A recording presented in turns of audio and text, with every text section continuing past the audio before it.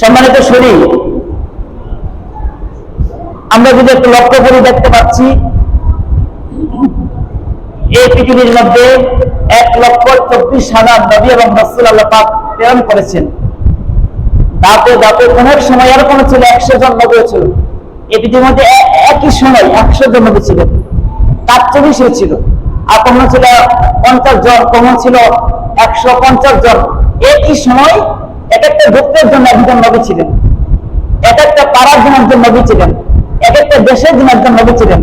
কিন্তু এই রবিউল আউয়াল মাস এমন একটি মাস আর এমন একটি আমরা নবী পেয়েছি যে নবী শুধু একটি দেশের জন্য নয়, একটি গোত্রের জন্য নয়, অর্থাৎ পুরা আসমান জমিন লৌহ কলম আলহামদুলিল্লাহ রাব্বিল আলামিন আল্লাহ পাক যতটুকু জন্য কবুল আমাদের নবী হযরত মুহাম্মদ মুস্তাফা সাল্লাল্লাহু আলাইহি ওয়াসাল্লাম ততটুকুর জন্য রহমত এবং নবীর রাসূল আমরা জোরে সরে বলি সুবহানাল্লাহ। এই নবীর আগমন ঘটেছিল এই রবিউল আউয়াল মাসে। আজকে আলোচনার বিষয় হচ্ছে রাসূল পাক সাল্লাল্লাহু আলাইহি ওয়াসাল্লামের পৃথিবী আসার আগে বলা হয় এই সময়টা বলে আইয়ামে জাহিলিয়া। এই সময় মানুষের অবস্থা কিরকম ছিল? আইয়াম শব্দ হচ্ছে ইয়াউমের বহুবচন, ইয়াউম হচ্ছে দিন, আর আইয়াম শব্দ হচ্ছে দিন সমূহ।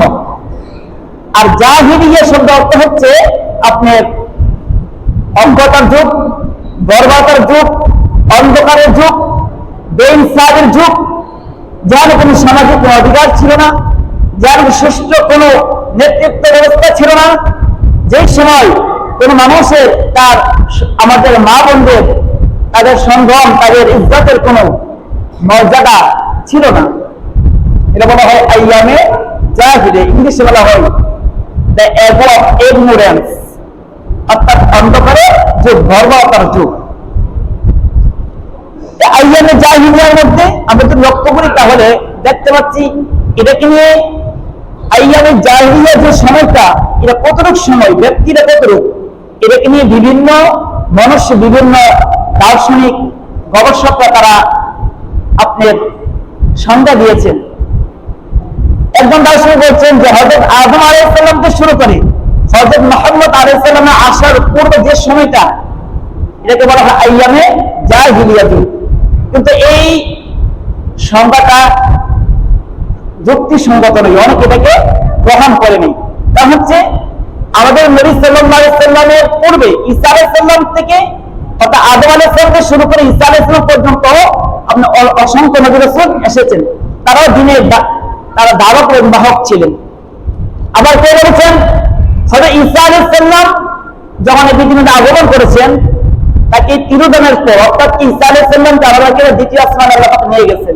ঈসা আলাইহিস সালামকে তিরোধানের পর উঠে নেওয়ার পর থেকে আমাদের নবী হযরত মুহাম্মদ মুস্তাফা সাল্লাল্লাহু আলাইহি ওয়াসাল্লাম পৃথিবীর মধ্যে শুভ আগমন ঘটার আগ পর্যন্ত যে সময়টা, এই সময়টা হচ্ছে 550 বছর অথবা 570 বছর। এই সময়টাকে বলে আইয়ামে জাহিলিয়া। কিন্তু আরেকজন সংজ্ঞা দিয়েছেন ডক্টর এস.এম.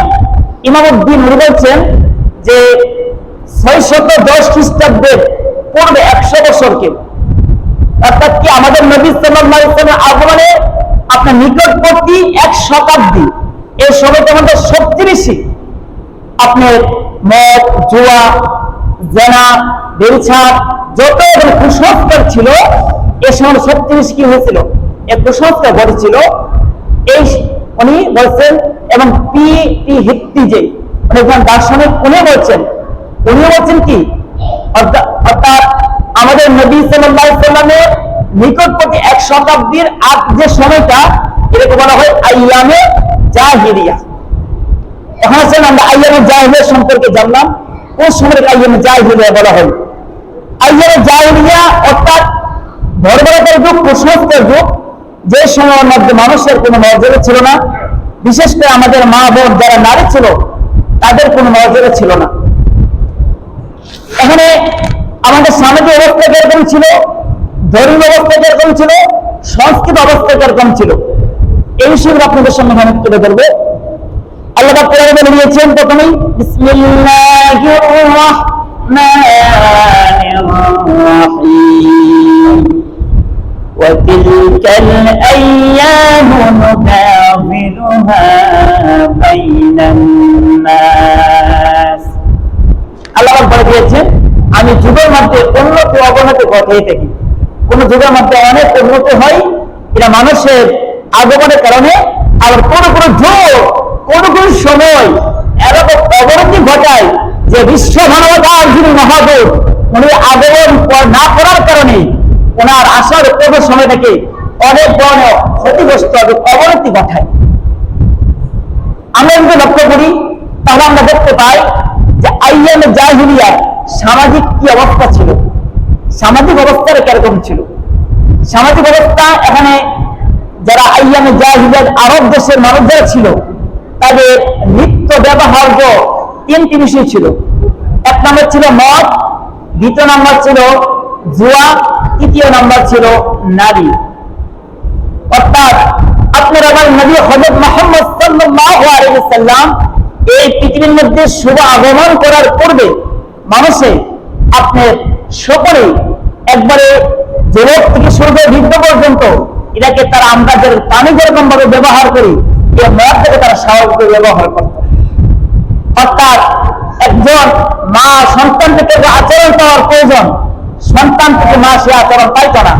একজন স্বামী থেকে স্ত্রী যেরকম আচরণ পাওয়ার প্রয়োজন, সেই মদ খেয়ে মাতাল হওয়ার কারণে সেই স্ত্রী তার স্বামী থেকে সেরকম আচরণ পাইত না।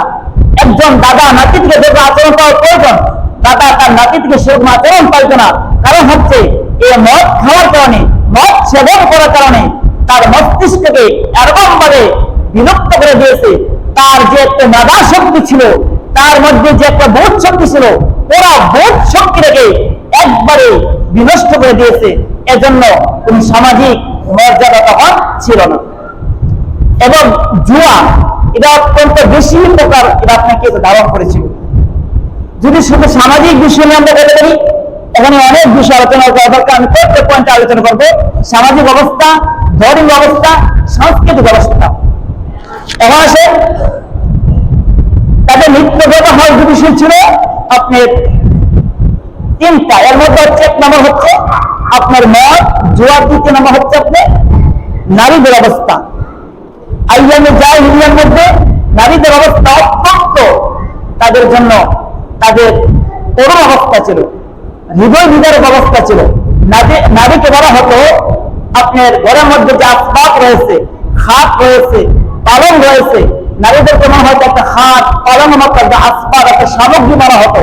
নারী যে একজন মানুষ, তার যে একটা অধিকার রয়েছে আইয়ামে জাহিলিয়ার মধ্যে, এই নারীর সামাজিক কোন অধিকার ছিল না।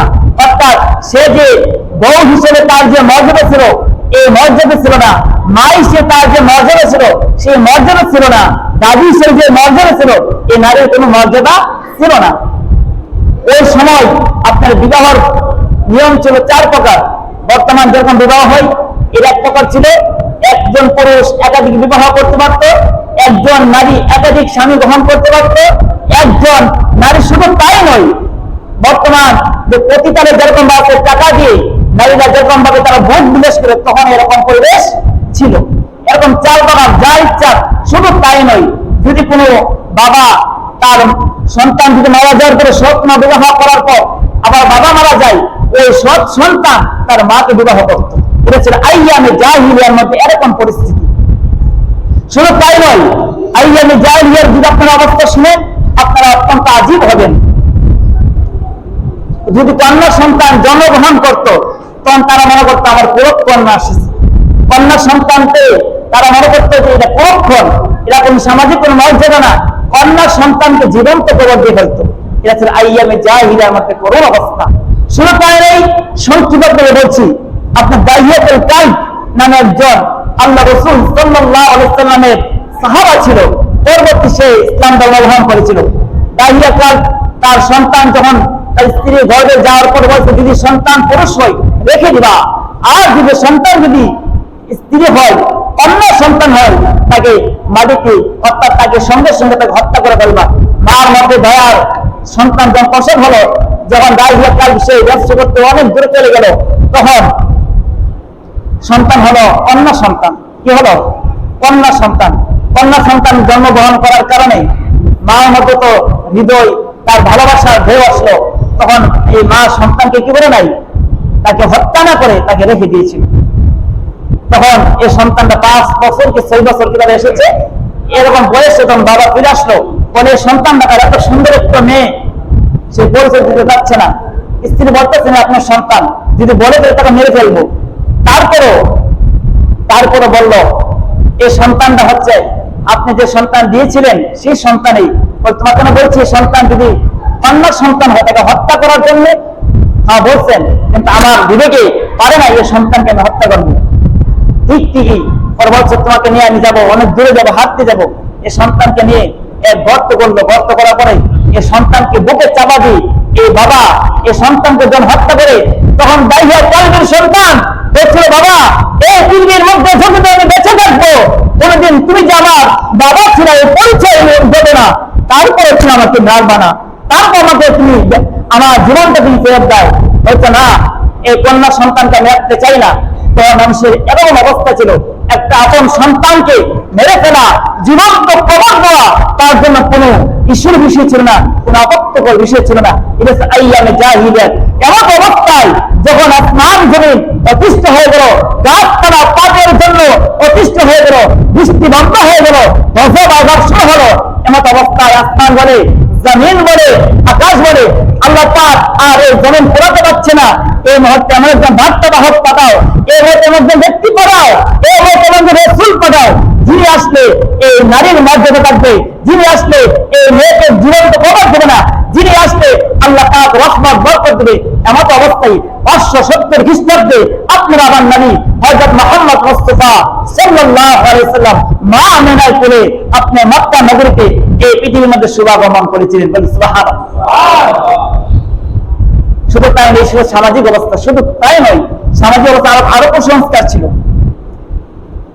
এরকম কুসংস্কার, যদি কোনো ব্যক্তি মারা যেত, বুঝতে পারছেন, ব্যক্তি মারা যাওয়ার পরে তারপরে তার কবরের পাশে তার বাহনকে বেঁধে রাখতো, তার কবরের পাশে বাহনকে কে রাখতো, বেঁধে রাখতো। সে যে কবর আছে, তাদের আত্মবিশ্বাস ছিল যিনি কবর আছে সে কবর একদিন আরোহীর উপরে সাওয়ার করে সে অজ্ঞাত এক জায়গার মধ্যে শিখে উঠবে, পাড়ি দিবে। এরকম ছিল আইয়ামে জাহিলিয়ার আপনার সামাজিক এক কুসংস্কার। এখন আসেন ধর্মীয় কি অবস্থা। আইয়ামে জাহিলিয়াত আরবদের মধ্যে রাসূল সাল্লাল্লাহু আলাইহি ওয়াসাল্লাম এই পৃথিবীর মধ্যে আগমন করার পূর্বে ধর্মীয় অবস্থা ছিল আপনার 4টি ধর্মীয় বিশেষ গোষ্ঠী ছিল। একটা ছিল ইহুদি, দ্বিতীয় ছিল খ্রিস্টান, তৃতীয় ছিল পত্তলিকা, চতুর্থ ছিল হানিফ। এই 4টা গোষ্ঠী ছিল আইয়ামে জাহিলিয়াত। হযরত মুহাম্মদ মুস্তাফা সাল্লাল্লাহু আলাইহি ওয়াসাল্লাম এই পৃথিবীর মধ্যে আগমন করার পূর্বে আপনার এই আরবের মধ্যে এই 4টা বিশেষ ধর্ম, 4টা বিশেষ অবলম্বী ছিল। ইহুদিরা বলতো ওয়াকালাতিল ইয়াহুদু লাইসাতিন নাসারা আলা শাই। ইহুদিরা তারা বেশি বাড়াবাড়ি করতো। তাদের এরকম ছিল জানেন, তারা যদি গায়ের মধ্যে কোনো কাপড় রাখতো, ময়লা লাগতো, বুঝতে পারছেন, তখন তারা এই কাপড়কে কেটে ফেলতে পারত। কি করতো? কাপড়কে কেটে ফেলতে হইত। তারা রাসূল সাল্লাল্লাহু আলাইহি ওয়াসাল্লাম সহ রাসূল সাল্লাল্লাহু আলাইহি ওয়াসাল্লাম আরো যত সাহাবা অনেক কষ্ট দিয়েছিল। ইহুদিরা আল্লাহ রাসূল সাল্লাল্লাহু আলাইহি ওয়াসাল্লামের লাশ মোবারককে মদিনা থেকে নিয়ে যাওয়ার জন্য চক্রান্ত করেছিল। তাদের কথা বলতে অনেক বড় স্টোরি। দ্বিতীয় ছিল খ্রিস্টান, তারা ছিল ঈসা আলাইহিস সালামের অনুসারী। কিন্তু ঈসা আলাইহিস সালামকে তিরোধানের পর অর্থাৎ উঠিয়ে নেওয়ার পর খ্রিস্টানদের এত বেশি পথভ্রষ্ট হলো, তাদের বাইবেলকে তারা নিজের পরিবর্তন করে ফেললো। তারা বললো যে না, ঈসা কোনো নবী নয়। তারা কি বলছে? ঈসা হচ্ছে আল্লাহর পুত্র। বলেন নাউযুবিল্লাহ। তারা কি বলতো? ঈসা আলাইহিস সালামকে কি বলতো? আল্লাহর পুত্র। তারা বলতো হুদা 3 জন, একজন হচ্ছে আম্মা হুদা, আরেকজন হচ্ছে আব্বা হুদা, আরেকজন হচ্ছে বাইয়া হুদা। বলেন নাউযুবিল্লাহ। বলতে বাইয়া হুদা হচ্ছে ঈসা আলাইহিস সালাম, আর আম্মা হুদা হচ্ছে মারইয়াম আলাইহিস সালাম, আর আল্লাহকে বলতো আব্বা হুদা। বলেন নাউযুবিল্লাহ। তারা এই তিত্ববাদ বিশ্বাসী ছিল, পরকালকে বিশ্বাস করত, কিন্তু তারা ইত্তবা বিশ্বাস হওয়ার কারণে, ইন হুদা বিশ্বাস হওয়ার কারণে তারা হচ্ছে পথভ্রষ্ট, তারা হচ্ছে পথ হারা, তারা হচ্ছে তারা মুশরিক। এই ছিল ইয়াহুদের অবস্থা। এখন আসে উত্তরিকায় যাদেরকে বলা হয় তারা হচ্ছে মূর্তি পূজক। রাসূল সাল্লাল্লাহু আলাইহি ওয়াসাল্লাম পৃথিবী আগমন করার পূর্বে চারটা বিশেষ ধর্ম আপনার আরবে ছিল। একটা ছিল ইয়াহুদি, দ্বিতীয় ছিল খ্রিস্টান, তৃতীয় ছিল উত্তরিকা যারা বলা হয়।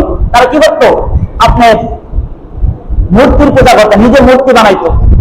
আপনার কাবা শরীফের মধ্যে কত মূর্তি ছিল? 300। কাবা শরীফের মধ্যে 360টা মূর্তি ছিল। আপনি আজীব শুনবেন, ইতিহাস যদি করেন আজীব লাগবে। 60টা মূর্তি